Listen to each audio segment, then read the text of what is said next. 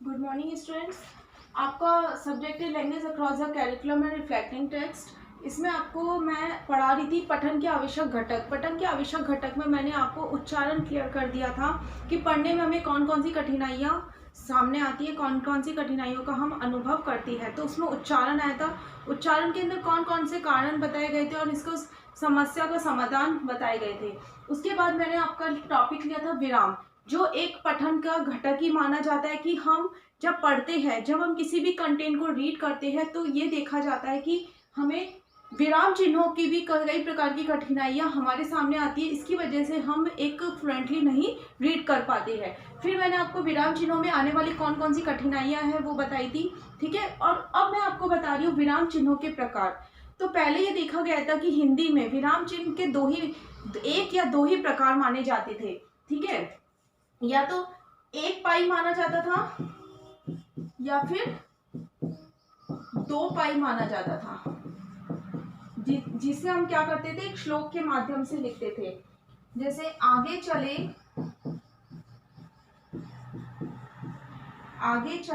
बहुरी, आगे चले बहुरी रघुराई,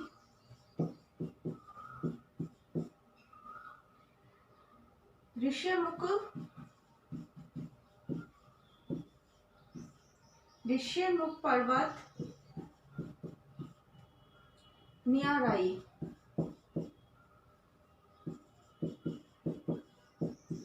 इस तरह एक पाई और दो पाई का ही प्रयोग होता था। लेकिन अब अंग्रेजी के प्रभाव को देखते हुए जो अंग्रेजी में विराम चिन्हों का प्रयोग किया जा रहा है वो अब हिंदी में भी प्रयोग किए जा रहे हैं। तो इसलिए वर्तमान में विराम चिन्ह कई प्रकार से हमें दिखाई देते हैं। तो इसमें जो पहला नंबर का है विराम चिन्ह वो ये है। पहला नंबर का जो विराम चिन्ह है वो ये है पूर्ण विराम,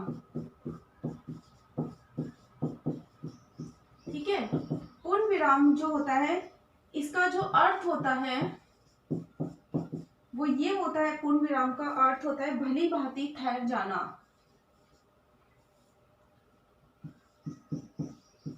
भली भांति ठहर जाना, भली भांति ठहर जाना, ये किसका है, पूर्ण विराम का अर्थ होता है, ठीक है। जब हम किसी भी चीज को मतलब किसी भी कंटेंट को पढ़ते हैं तब हमें जब जब ठहरने की जरूरत होती है तब तब हम क्या कर देते हैं, विश्राम ले लेते हैं एक तरह से, मतलब हम रुक जाते हैं, ठीक है। और ये ध्यान में रखा जाता है कि पूर्ण विराम प्रश्नवाचक चिन्ह और विस्मयादि बोधक चिन्ह में क्या होता है, मतलब ऐसे प्रश्नों में, प्रश्नवाचक में और विस्मयादि बोधक वाले सेंटेंसेस में क्या होता है, पूर्ण विराम नहीं लगाया जाता। उसके अलावा सभी में क्या लगाया जाता है, पूर्ण विराम लगाया जाता है। तो ये एक पहला प्रकार है। फिर दूसरा आता है विराम की श्रेणी में आता है और इसका चिन्ह क्या होता है, ये इसका चिन्ह होता है अर्धविराम का, ठीक है। अब ये माना जाता है इसका प्रयोग तीन स्थितियों में किया जाता है। अर्धविराम का प्रयोग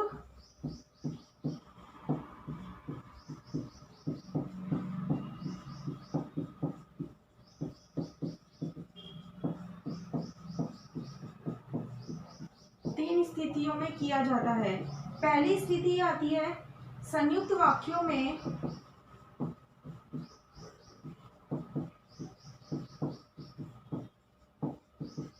संयुक्त वाक्यों में मुख्य उपवाक्यों से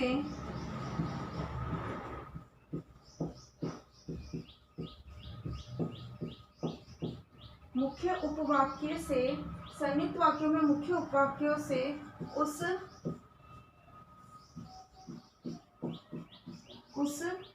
अन्य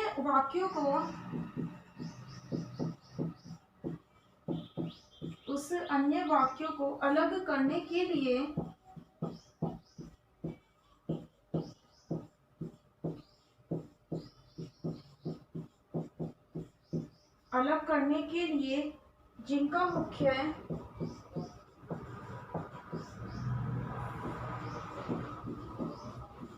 जिनका मुख्य उपवाक्यों से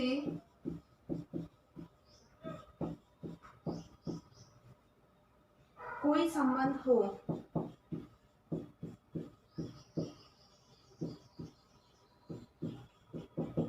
मतलब इसमें देखो ये कह रहे हैं कि संयुक्त उपवाक्य जो हमारा एक पूरा का पूरा एक वाक्य होता है, उसमें जो मुख्य उपवाक्य होता है, उस मुख्य उपवाक्य को जब हम दूसरा जो अन्य उपवाक्य होता है उसको हम क्या करते हैं, अलग करते हैं। तो उसके लिए हम क्या लगाते हैं, अर्धविराम लगाते हैं। जैसे देखो एक एग्जांपल है, उसने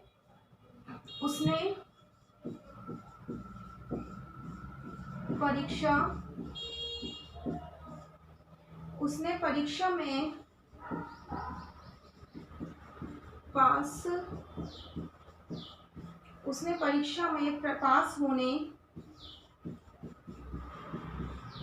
पास होने के लिए अनेक उपाय किए।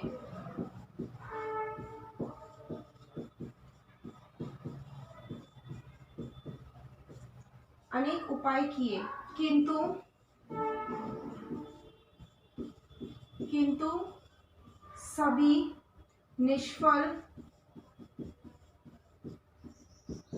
सिद्ध हुए। ये देखो, एक उसने परीक्षा पास में अनेक उपाय किए, ये एक संयुक्त वाक्य हो गया, उसमें अर्धविराम लगा दिया, जो उसके मुख्य उपवाक्य और अन्य वाक्यों को क्या कर दिया, उसने अलग कर दिया। इस प्रकार ये पहली स्थिति हमें देखने को मिलती है। अब आती है दूसरी स्थिति।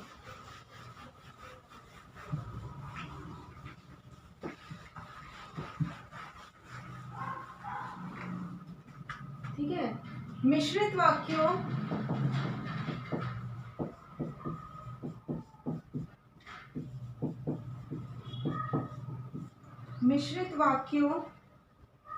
में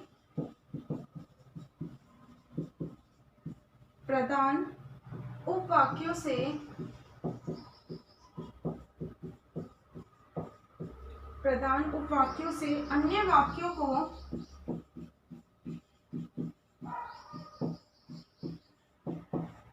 अन्य वाक्यों को अलग करने के लिए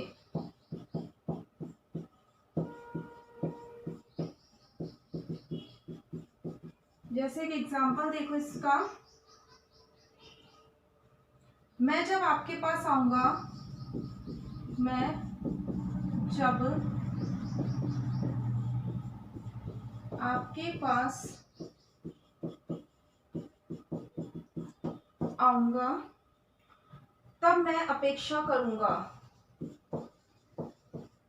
तब मैं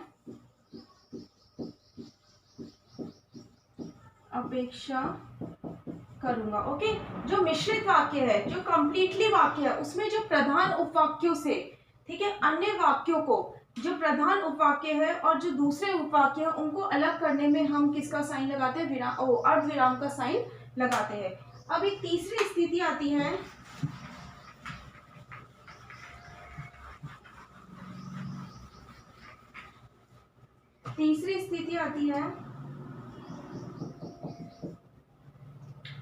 अनेक उपाधियों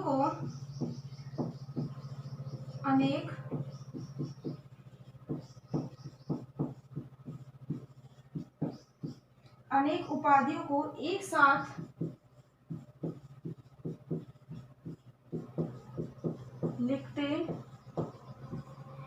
साथ लिखते समय उपाधियों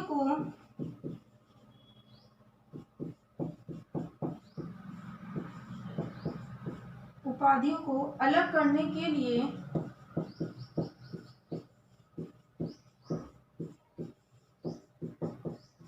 हम विराम चिन्ह लगाते हैं। जैसे एग्जांपल देखो इसके अंदर, डॉक्टर कमल किशोर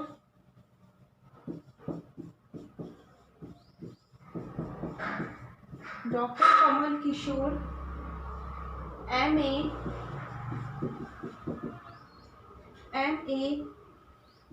PhD, ये उपाधि है। तो अनेक उपाधियों को एक स्थान लिखते समय उपाधियों को अलग करने के लिए हम क्या लगाते हैं, हम अर्धविराम लगाते हैं। जैसे डॉक्टर कमल किशोर, ये एक नाम है और इनकी उपाधि है MA PhD, ठीक है, MA PhD। अब MA PhD में अपन ने क्या कर दिया, इसकी उपाधि को क्या कर दिया, अलग कर दिया।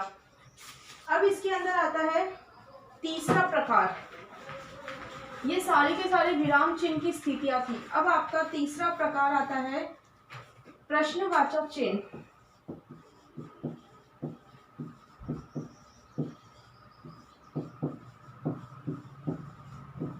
जो प्रश्नवाचक चिन्ह होता है वो दो तरह से होता है, प्रत्यक्ष रूप से होता है और अप्रत्यक्ष रूप से होता है। लेकिन जो प्रश्नवाचक चिन्ह लगता है वो हमेशा प्रत्यक्ष प्रश्नों में ही लगता है। और प्रत्यक्ष प्रश्न कौन से होते हैं?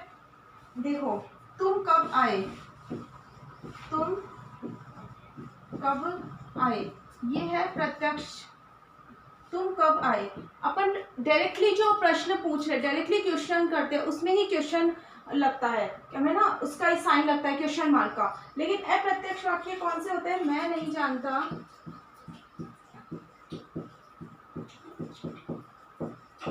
मैं नहीं जानता कि तुम कब आए, कि तुम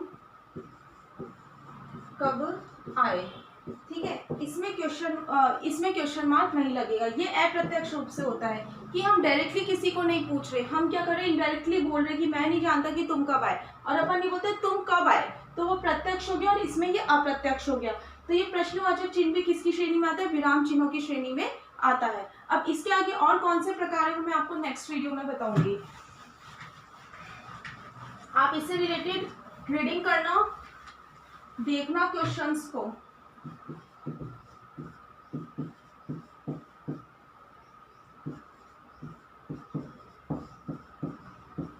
विराम चिन्हों के 3 प्रकारों का उल्लेख कीजिए।